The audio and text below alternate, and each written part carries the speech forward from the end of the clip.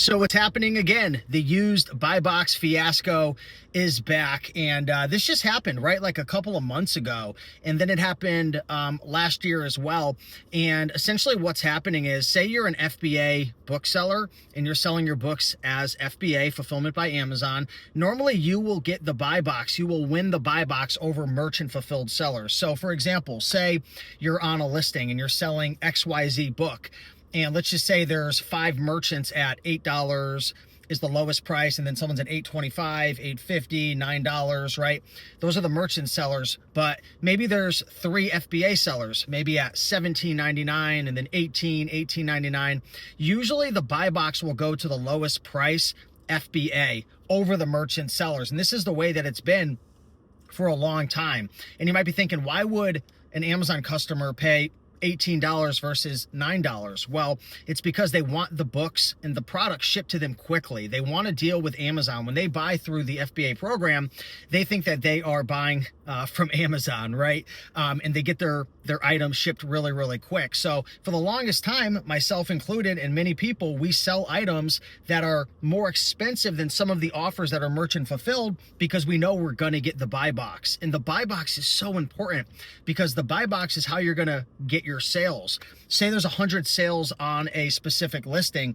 Normally 80 to 90% of those sales are going to go to the person who wins the buy box. Who wins the buy box? Usually it's the lowest price FBA. Okay, but now what's happening is the merchant fulfilled sellers are winning the buy box. So say you have a whole entire business model where you're buying books and you're sending them to FBA, and your books are priced at $17, $18. All the merchants are at $7 or $8. You're not getting the sale anymore. So what's happening is you're hearing people, and this happened last year and then a couple of months ago, and now it's happening again. You're hearing people say, my sales have come to a dead stop.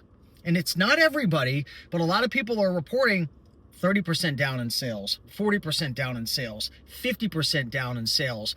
And, I've talked about this in the past. There were rumors that they were kind of changing up their algorithm a little bit because of the FTC lawsuit that was pending or still ongoing. I don't know all the details of that.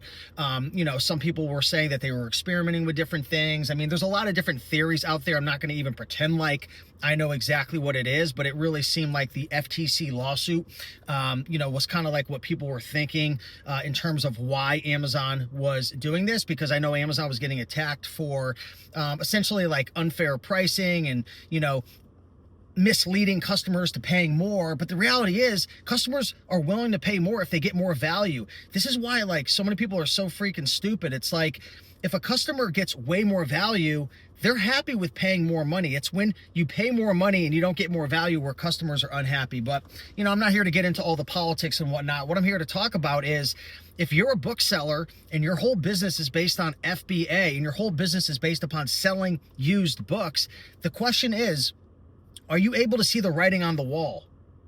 What do I mean by that?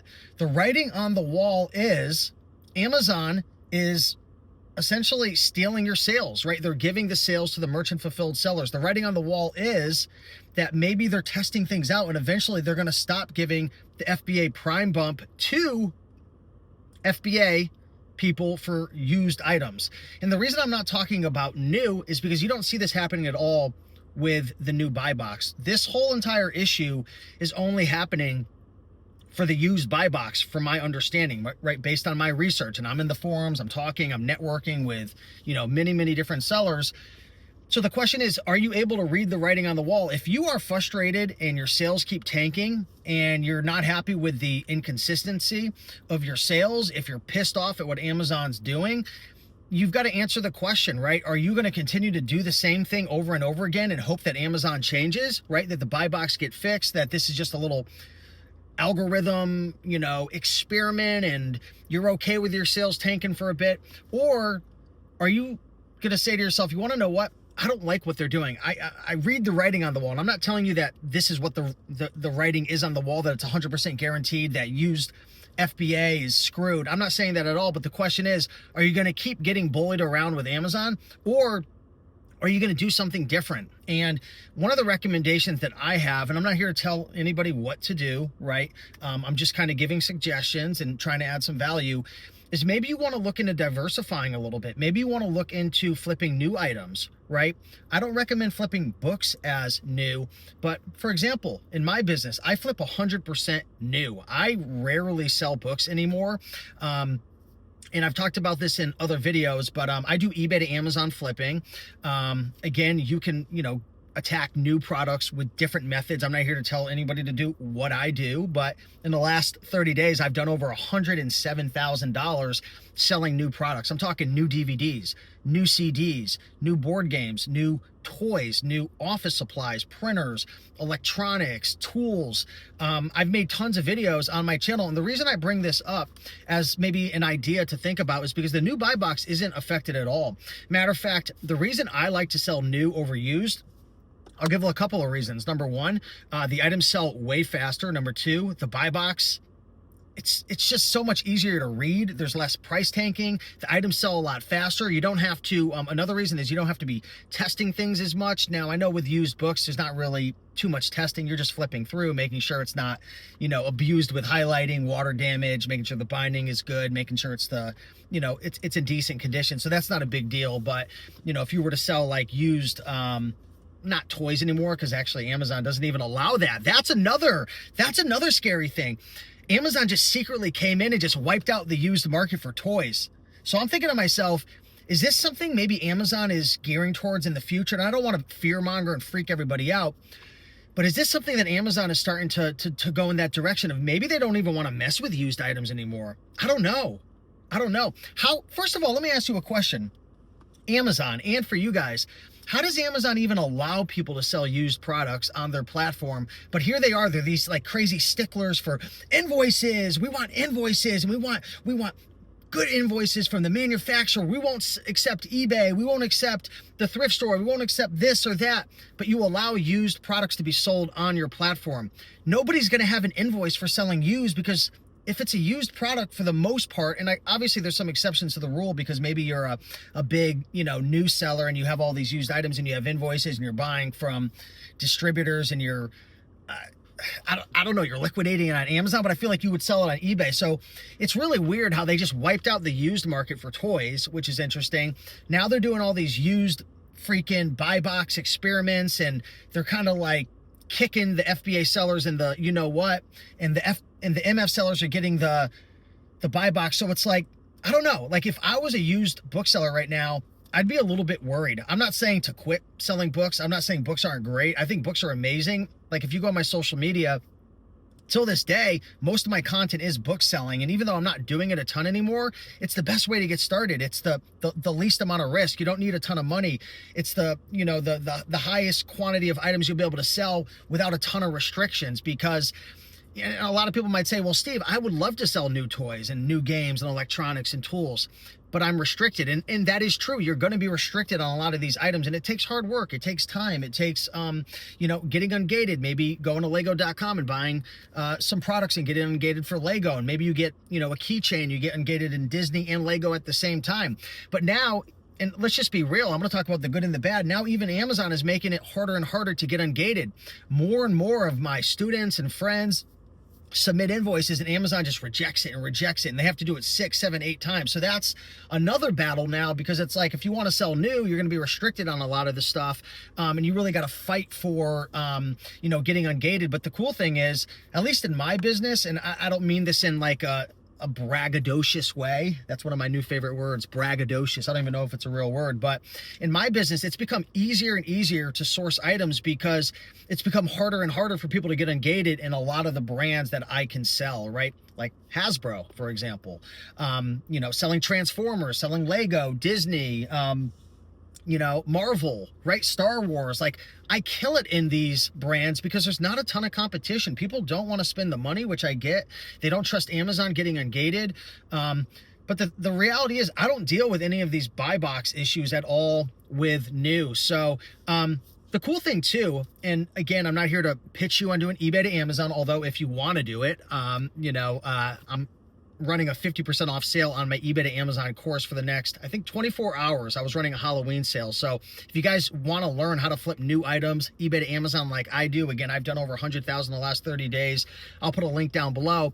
But the purpose of this is to say, if you're going to do eBay to Amazon and do new, you don't need to sell a ton of brands, right? You can crush it with just Disney. You can crush it with just Star Wars. You can crush it with just, you know, a single brand, right?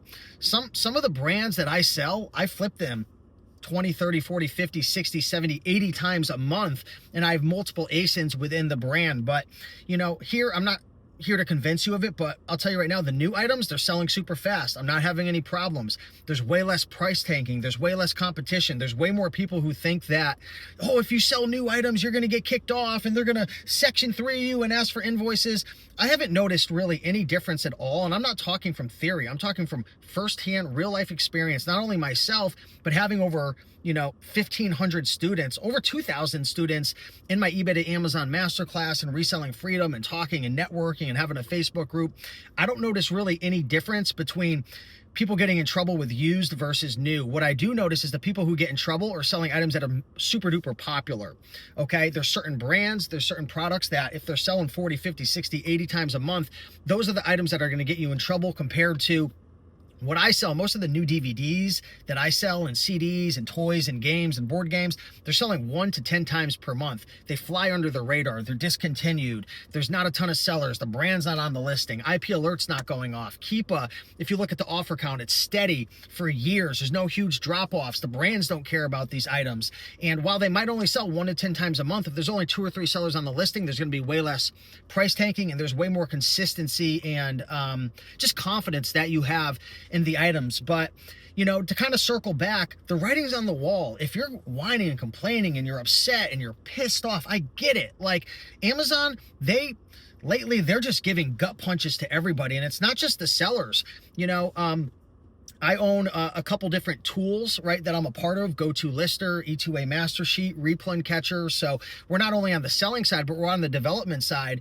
And yesterday, or was it yesterday or the day before, they just notified all of the, you know, people who have softwares and stuff that we're going to now start charging you for accessing our API. So now they're hitting us with a $1,400 per year annual fee just to access the API, which is how we get all the data and stuff to give it to you guys for GoToLister and, you know, the different softwares, Replun Catcher.